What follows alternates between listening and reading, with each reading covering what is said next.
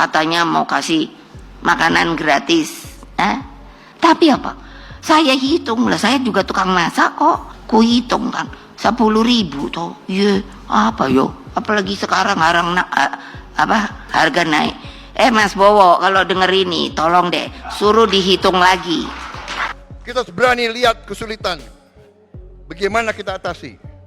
Masih ada banyak anak-anak yang lapar, berangkat ke sekolah tidak makan pagi. Ini harus kita atasi sekarang, hari ini. Semua anak-anak, termasuk yang di pesantren, saudara sekalian.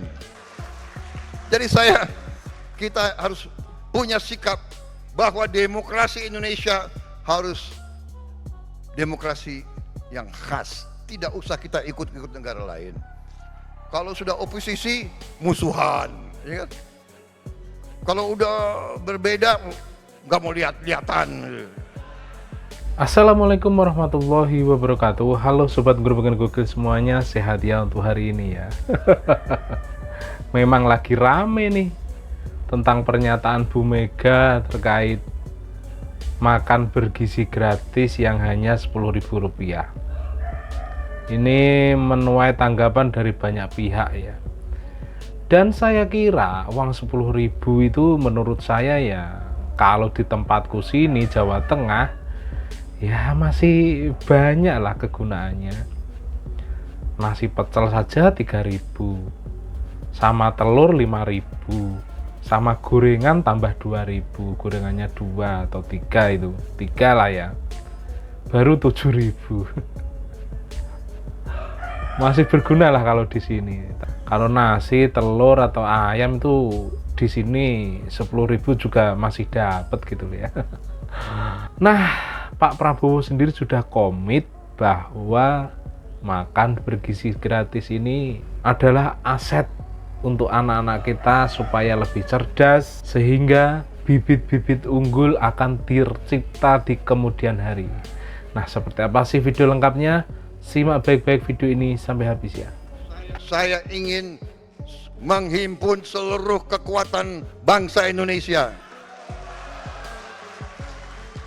untuk bersama-sama kita bersatu, kita kompak, kita akan mengolah, akan mengelola, akan menjaga kekayaan kita supaya bisa dinikmati, dirasakan kebutuhan oleh rakyat kita, saudara sekalian. Saudara-saudara sekalian, masih terlalu banyak rakyat kita yang berada dalam keadaan miskin.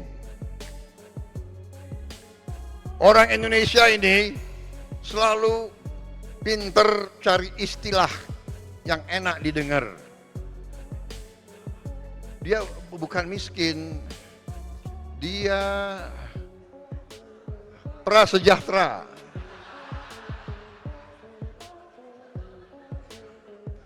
Dia sebetulnya adalah berharap meningkat ke kelas menengah, aspiring middle class, itu istilahnya itu, istilah ilmiahnya itu, aspiring middle class.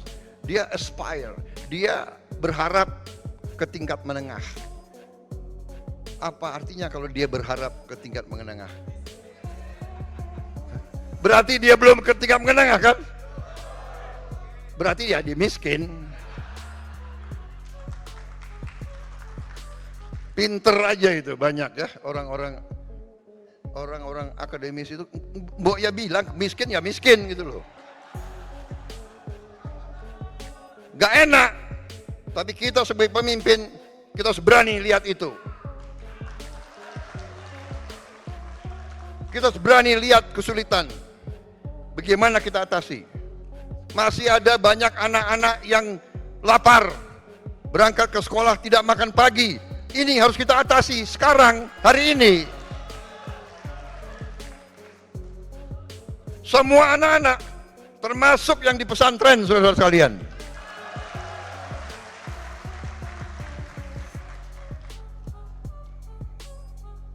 Jadi masalah makan ini bukan masalah untuk cari disenangi, untuk mencari popularitas, tidak. Ini masalah strategik. Ini adalah menyelamatkan masa depan bangsa Indonesia. Kalau anak-anak kita kurang gizi, dia tidak bisa bersaing. Jangankan bersaing di universitas, jangankan bersaing di tempat-tempat yang membutuhkan teknologi. Untuk menjadi petani saja mungkin dia tidak sanggup.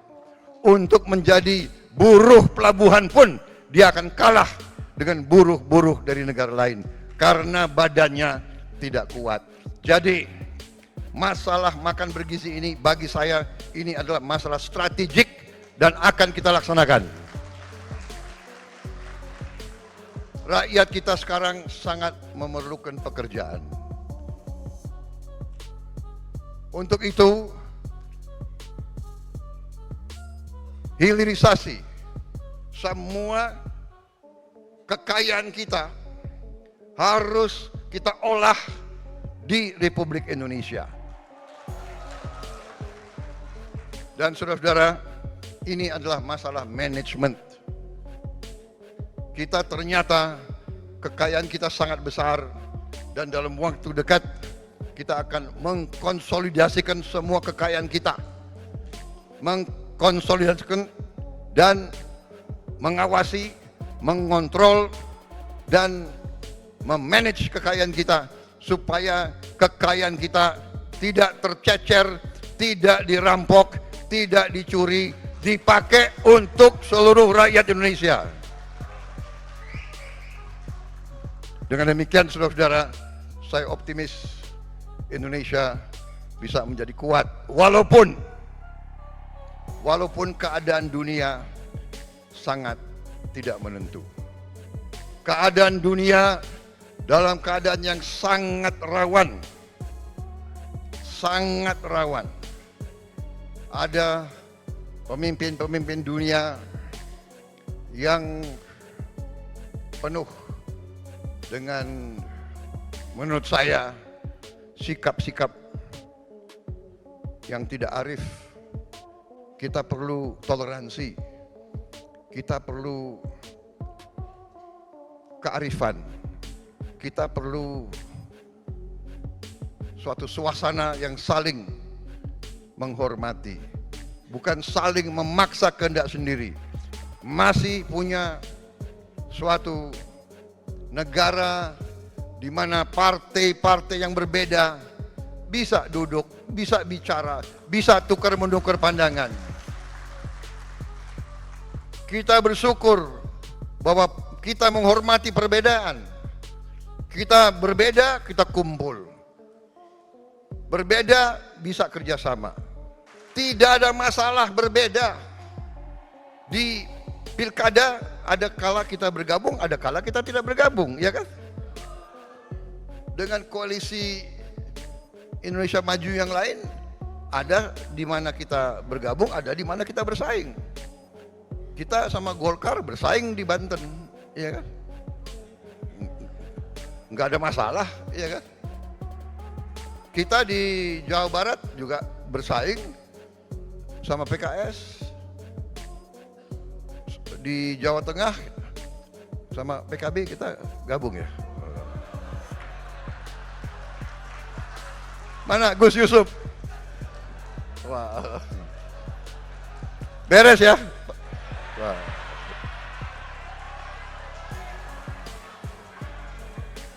Tidak ada masalah karena kita harus percaya bahwa semua partai di Indonesia semuanya adalah hatinya adalah bangsa Indonesia. Hatinya adalah merah putih. Jadi kita harus punya sikap bahwa demokrasi Indonesia harus demokrasi yang khas. Tidak usah kita ikut-ikut negara lain. Kalau sudah oposisi, musuhan. Ya kan? Kalau udah berbeda, nggak mau lihat-lihatan. Buktinya saya mau datang ke sini, ya kan?